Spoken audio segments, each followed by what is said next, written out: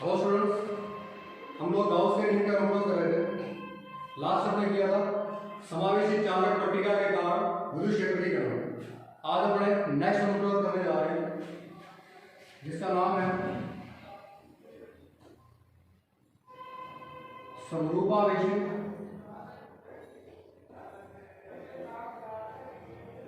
चालक गोले या गोलीय कोश लिख दोगे आप, एक ही बात है, के कारण विद्युत क्षेत्र के कारण बिंदु P पर विद्युत क्षेत्र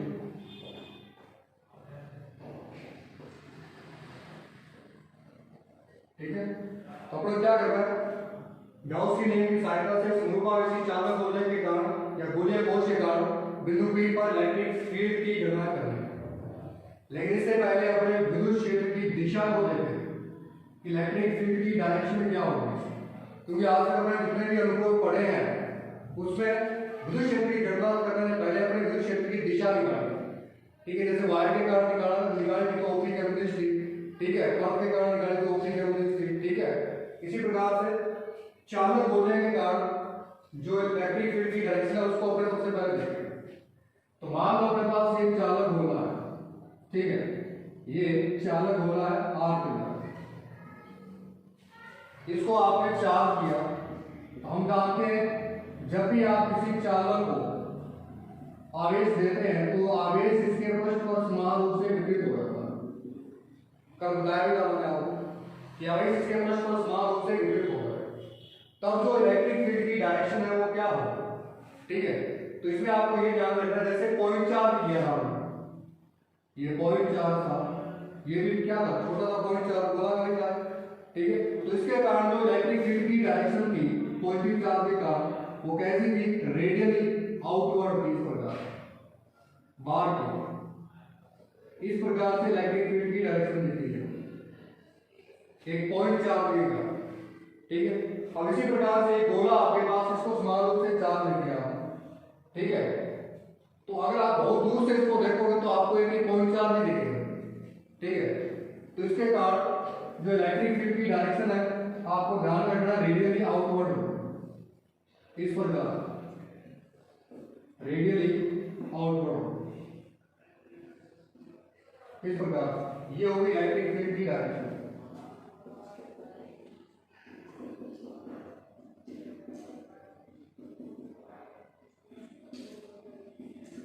समान आवेश हो, समान इलेक्ट्रिक फील्ड प्रोड्यूस होगा, रेडियली आउटवर्ड होगा। तो चालक गोले का विद्युत क्षेत्र की दिशा आपको बताना है कि रेडियली आउटवर्ड हो, बाहर की ओर, ठीक है। तो अपन इस चालक गोले का विद्युत क्षेत्र की गणना करेंगे, ठीक है। तो देखते हैं विद्युत क्षेत्र कितना आता है। बिंदु P को भिन्न स्थितियों पर रखेंगे ना, उसके बाद इलेक्ट्रिक फील्ड निकालेंगे इसका अलग अलग स्थितियों के लिए।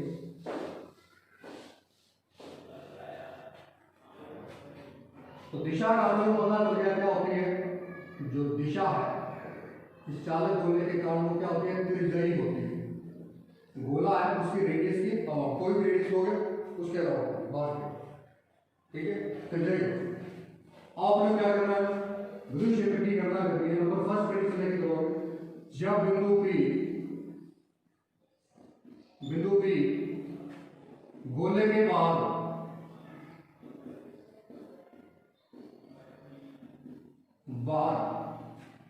जो बिंदु P की गोले के केंद्र से जो दूरी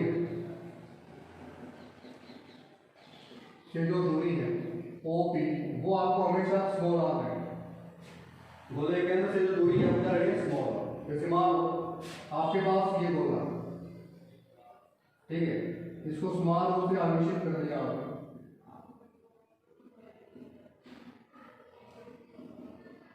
यहां सेंटर है केंद्र, इसकी रेडियस कितनी है, कैपिटल R। अब बिंदु P बाहर है यहां, जिसकी सेंटर से डिस्टेंस कितनी है, स्मॉल, ठीक है।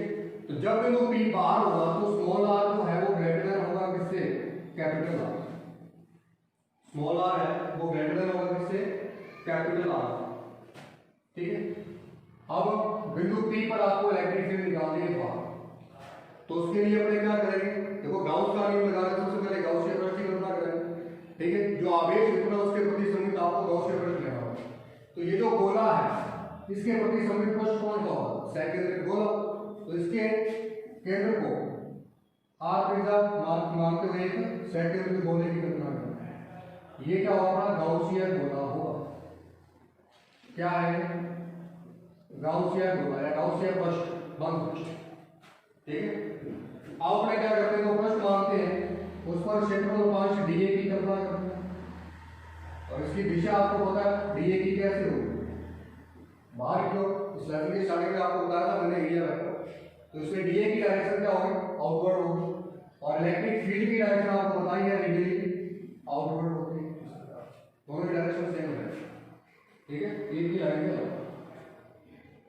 इस प्रकार। तो बाहर जो क्षेत्र की गणना कर रहे हैं हम, इसको जो चार्ज दिया है, मान लो आपके पास कितना दिया हुआ है, इसको क्यू चार्ज दिया हुआ है। ठीक है, कितना चार्ज दिया है, क्यू चार्ज, और इसका पृष्ठ आवेश घनत्व मान लोगे आप सिग्मा। ठीक है, इसको चार्ज क्यू दिया है, पृष्ठ आवेश घनत्व कितना है, सिग्मा। तो अपन लिखेंगे जैसे पहले बार डेरिवेशन किया वैसे ही है, पहले क्षेत्रफल 5 से पार की विद्युत फ्लक्स निकालेंगे। तो क्षेत्रफल अल्पांश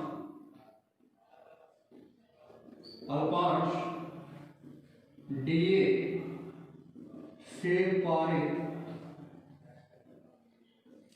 विद्युत फ्लक्स d5 हो, छोटा सा इलेक्ट्रिक फ्लक्स क्रॉस हो रहा है, वो क्या होगा, E आउट ले लेते हैं, बाहर जो इलेक्ट्रिक फील्ड है यहाँ, इसको E आउट से डिनोट करते हैं हम, E आउट dA। संपूर्ण पृष्ठ के लिए क्या आ जाएगा, संपूर्ण पृष्ठ के लिए इसको क्या कर देंगे, इंटीग्रेट कर देंगे, close surface E dot D, d5 का तो 5, close surface E dot D, इसको इक्वेशन नंबर क्या लगाओगे आप, 1 दे।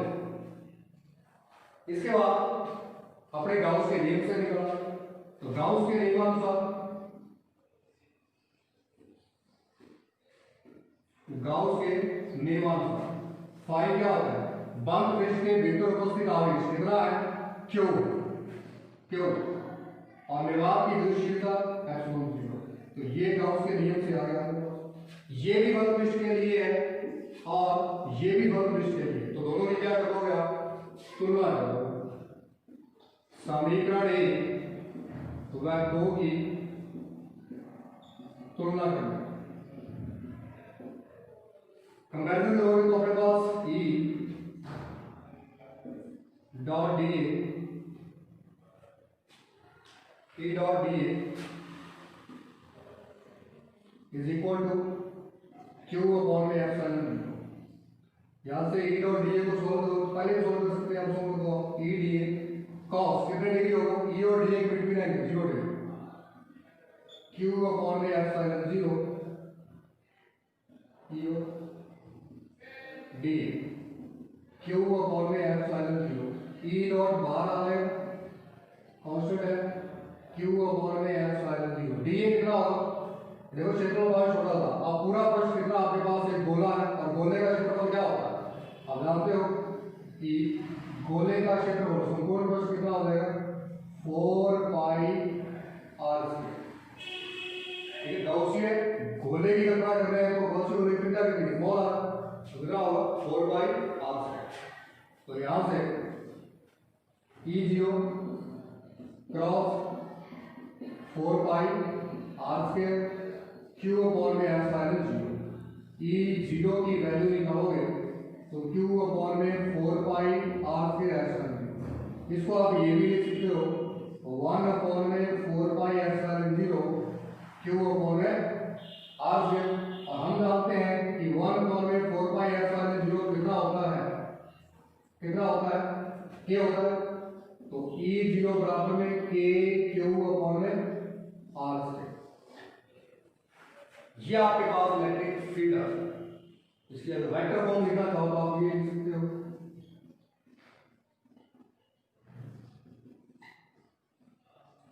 के क्यू अपॉन में r square r cap. R cap OP का इंग्लिश क्या है? यूनिट। ठीक है, तो ये अपने पास क्या आ जाएगा? इलेक्ट्रिक फील्ड आ जाएगा। कब? जब बिंदु पी कहाँ हो? बाहर। ठीक है, अब हम जानते हैं के क्यू और आर स्क्वायर अपने पास पहले कहाँ आया? बिंदुगत आवेश के कारण। जब अपने बिंदुगत आवेश के कारण इलेक्ट्रिक फील्ड निकाला था, O पर पॉइंट चार्ज पड़ा था, P पर आर दूरी पर अपने इलेक्ट्रिक फील्ड निकाला था, तो वो भी कितना आया था? के क्यू अपॉन में आर स्क्वायर। और अपने गोले के कारण निकाला, चारों गोले के कारण, उसके लिए क्या है? के क्यू अपॉन में आर स्क्वायर। तो आप ये कह सकते हो जो गोला है वो पॉइंट चार्ज का बिहेव करता है। ठीक है, क्योंकि जो इलेक्ट्रिक फील्ड पॉइंट चार्ज के लिए निकाला आपने वही किसके लिए है? गोले के लिए है। यहाँ भी के क्यू अपॉन में आर स्क्वायर अपने फाइंड किया और यहाँ गोले के अपने बाहर निकाला, तो ये भी क्या है? R square. यहाँ से ये भी बता सकते हो कि ई आउट है प्रोपोर्शनल टू आर स्क्वायर, कि दूरी के साथ इलेक्ट्रिक फील्ड क्या होता है? इस प्रकार से जो होता है इनवर्सली प्रोपोर्शनल टू होता है। यदि आप आर को बढ़ाओगे तो ई क्या होगा? कम होगा, और आर को कम करोगे तो ई क्या होगा? बढ़ेगा। इस आर डिस्टेंस को यदि आप बढ़ा रहे हो तो विद्युत क्षेत्र कम होगा, अगर आर डिस्टेंस को कम कर रहे हो तो विद्युत क्षेत्र क्या होगा? बढ़ेगा। ठीक है, इस प्रकार से इसमें ग्राफ खींचना हो तो आप इस प्रकार से बना सकते हो। ये आपका इलेक्ट्रिक फील्ड हो जाएगा, ये आपका आर हो जाएगा। ठीक है, अब दूसरा यदि आप कंडीशन लेंगे तो पृष्ठ के लिए नंबर सेकंड, जब बिंदु भी पृष्ठ पर हो, जब बिंदु पी पृष्ठ पर हो, इस बिंदु पी को सरफेस में लिया जाए तो स्मॉल आर किसके बराबर हो जाएगा? Capital R. Small r is equal to capital R. तो पृष्ठ के लिए जो इलेक्ट्रिक फील्ड है वो अपने लेट कर देंगे कितना है? ईएस। कुछ भी नहीं करना आपको, क्योंकि आर दूरी के लिए आपके पास K Q upon small r square है। अब स्मॉल आर की जगह आपको कैपिटल आर रखना है, तो क्या हो जाएगा? ये के क्यू अपॉन में कैपिटल आर स्क्वायर आर। ये आपके पास पृष्ठ फील्ड है, डायरेक्ट कर सकते हो। अगर पूरी प्रोसेस नहीं करो तो भी कर सकते हो, लेकिन अपना पता है कि जैसे ही आप इसको सरफेस पे लेके आओगे, ठीक है, तो स्मॉल आर है वो किसके बराबर हो जाएगा? Capital R. तो अपन डायरेक्ट स्मॉल आर की जगह क्या रख दिया? Capital R. ठीक है, तो ये पृष्ठ पर इलेक्ट्रिक फील्ड आ जाएगा। हर दो कंडीशन है वो देखनी होती है। जब बिंदु P अंदर हो तो स्मॉल आर लेस देन हो जाएगा capital R. Small r less than हो जाएगा कैपिटल आर। देखो जब बिंदु P यहाँ आ गया तो आर डिस्टेंस है, तो गांव से बोलने की कल्पना करोगे। ठीक है, अब आपको पता है इसके अंदर कोई चार्ज ही नहीं है, उस गोले के अंदर कोई चार्ज नहीं, तो इलेक्ट्रिक फील्ड होगा नहीं हो।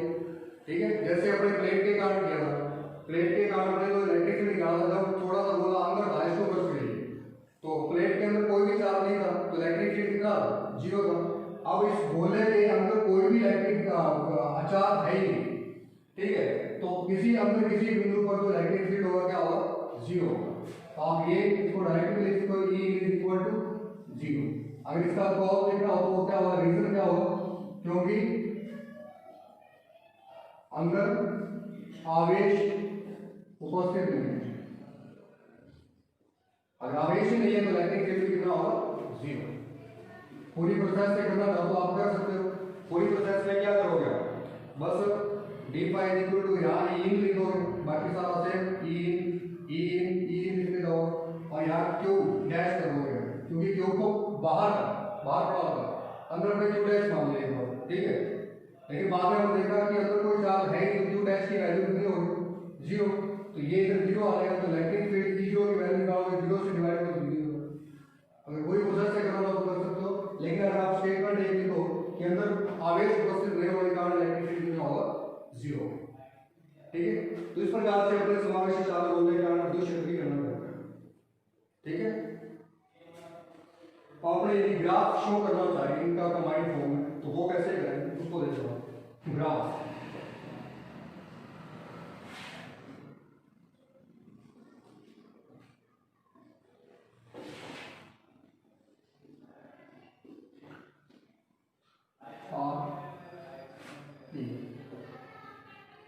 यहाँ पर एक बना दोगे गोला, एक चार्ज होगा, इसका सेंटर हो, ये इसकी बाउंड्री है, ठीक है, ये तो अंक का पार्ट हो गया, ये बाकी सारा पार्ट है। यहाँ small r equal to capital R, यहाँ से बड़ा, ठीक है। अब हम जानते हैं कि ई आउट कितना निकाला हमने,